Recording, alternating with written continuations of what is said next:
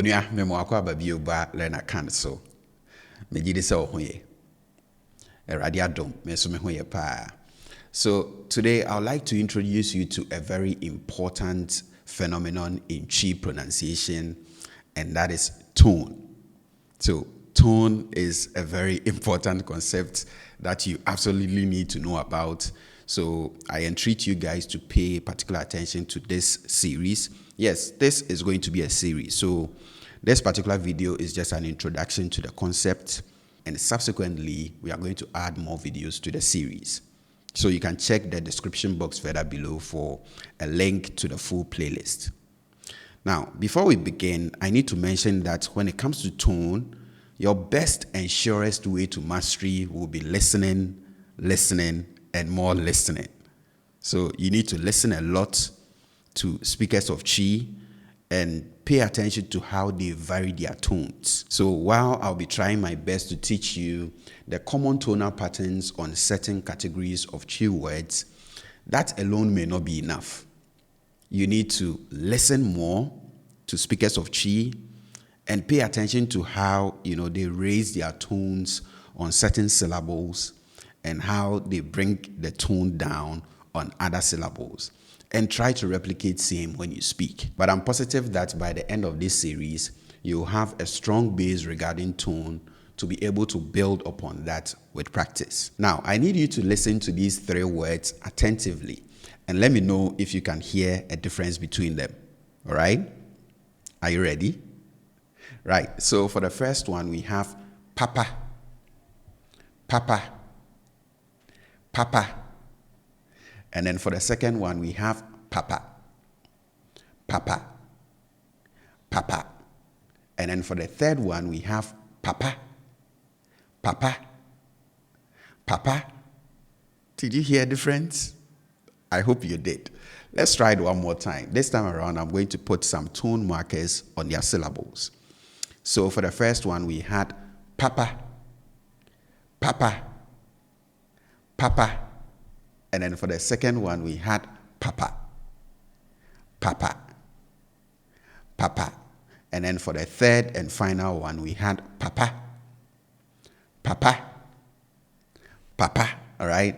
So for these three words, in standard Chi writings, they are the same. So they have the same spellings.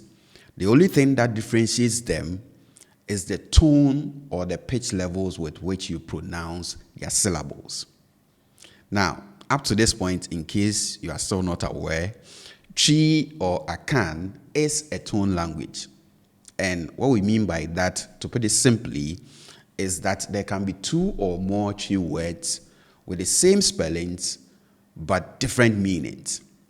And the only thing that differentiates them is the tone or the pitch levels with which you pronounce their syllables, as we've seen with this particular set of examples. When you speak English, for example, you sometimes vary your pitch levels, right? So you would raise your pitch levels at certain points and then bring them down other times, right? But when you do so, you mainly do so to emphasize certain words or to express certain emotions or feelings. So excitement, anger, surprise, and all that. But you don't vary your pitch levels to distinguish between word meanings in English. So regardless of the pitch level with which you pronounce a certain word, its core meaning remains the same, right? Now, in Chi, however, changing the tone or the pitch levels with which you pronounce a certain word can lead to a change in its meaning. So again, there can be two or more words with the same spellings, but the tone or the pitch levels with which you pronounce their syllables can lead to a change in their meanings. So going back to, the three examples that we started this lesson with, we had the first one as papa, papa, papa. And as you can hear, the tone with which I pronounce both syllables are up. So they are high, right? So I say papa, papa, and that means good, okay? Papa, good. Now, for the second one, we had papa. Papa. And you can hear I bring the tone on both syllables down. So I say papa. Papa. As against the first one, papa. Papa. Okay? So you have papa. Papa. And that means a hand fan. So, the traditional fan, you can use that to fan your fire or to fan yourself when you feel hot. All right? Maybe I'll put a picture here. So we have papa as a hand fan, right? And then for the last one, we had papa. Papa. Papa. And if you're paying attention, the tone on the first syllable is down. And then on the last syllable, I raise it. So papa. Papa. Papa. And this means father. So for these three words, they are written in the same way in standard Chi, and the only thing that differentiates them is the tone with which I pronounce them. All right? And I keep saying in standard Chi because you see those diacritics, the tone markers at the top. We don't include those in standard Chi. So in regular writings, you will not see, the tone markers at the top. So in writing, you can only tell the difference between these three words, for example, by the context, right? So where you find the particular word. So for example, if I say, me papa edidi, the papa here would obviously be father, because if you take that part out, so the papa out, we have my dash has eaten, okay? My dash has eaten. So obviously it cannot be my good has eaten or my hand fan has eaten.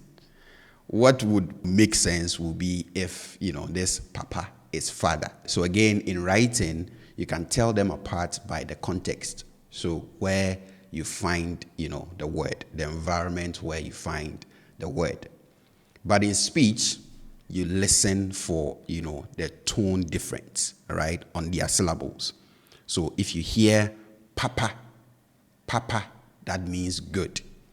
If you hear papa, that means a hand fan. And if you hear papa, that is father. So you see why we say Chi or Akan is a tone language. So it's a tone language because apart from, having two separate words with different spellings and they meaning different things, there can also be two or more words with same spellings but different meanings, and they are only distinguishable by the tone or the pitch levels with which you pronounce them.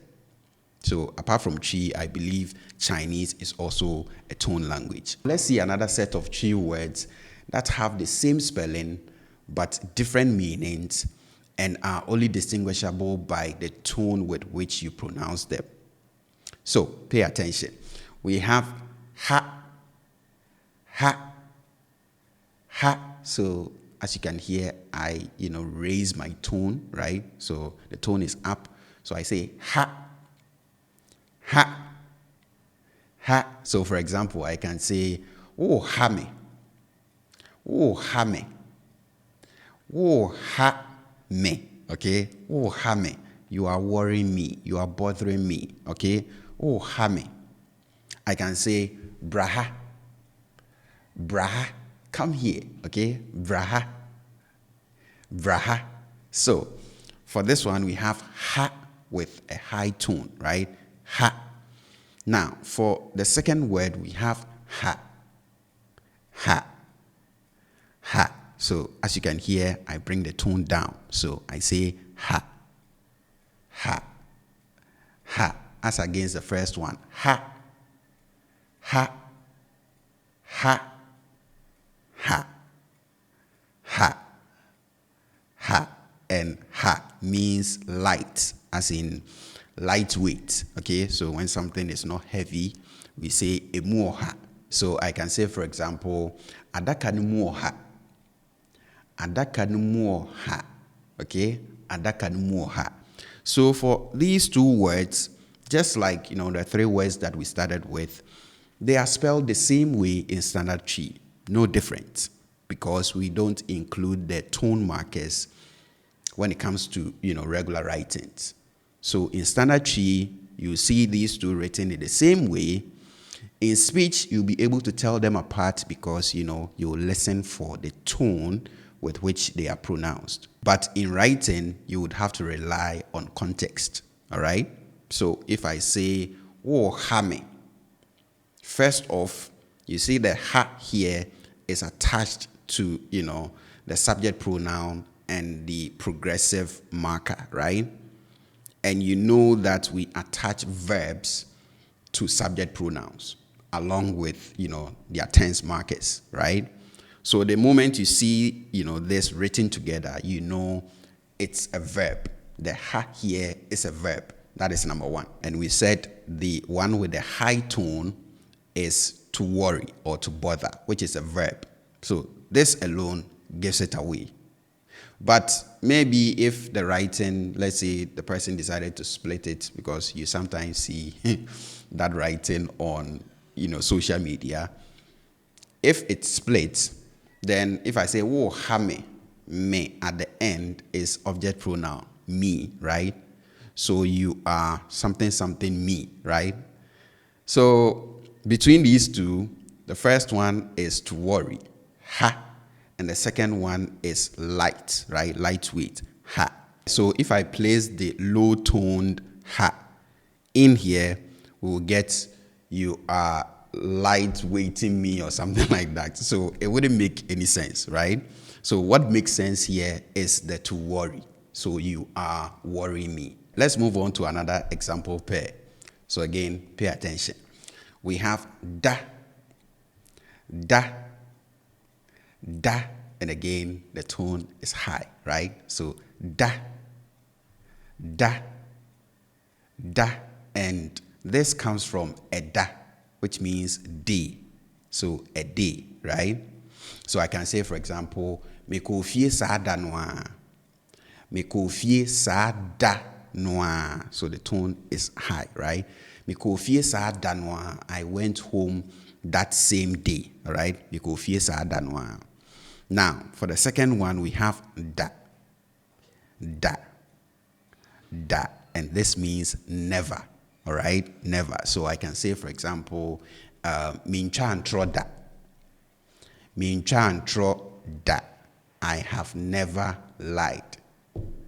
And I probably just did. Let's look at another example pair.